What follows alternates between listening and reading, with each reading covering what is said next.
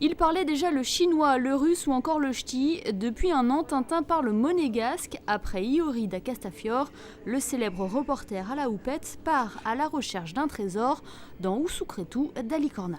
Automatiquement, avec les aventures de Tintin, on ne peut que continuer. Je sais pas ce que vous en pensez. Effectivement, on a essayé de voir. On savait que le film de Spielberg allait sortir au mois d'octobre. On ne savait pas exactement les dates.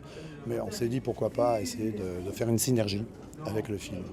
Comme pour le premier album en Mounégou, les traductrices ont adapté les textes par rapport à Monaco et à son histoire. Ici, elles ont dû se familiariser avec le vocabulaire maritime. J'espère que vous amuserez. Par exemple, bâbord et tribord, ici c'était mandefera ou mandetera. C'est-à-dire que si vous regardiez le côté de la terre, vous disiez mandetera et sinon mandefera. Vous disiez pas bâbord et tribord. D'ailleurs, on ne disait jamais le sud et le nord, sauf les marins. Même en français, ces mots-là sont des mots savants, hein, puisqu'on disait la tramontane, tout ça dans la terre. Ce qui fait que là, on s'est retrouvés en devant dire parfois tribord ou bâbord, mais on a quand même mis mandefera, mandetera.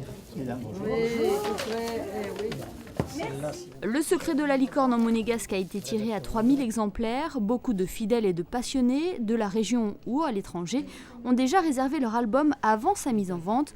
Usucretu d'Alicorna devrait donc connaître le même succès que les bijoux de la Castafiore.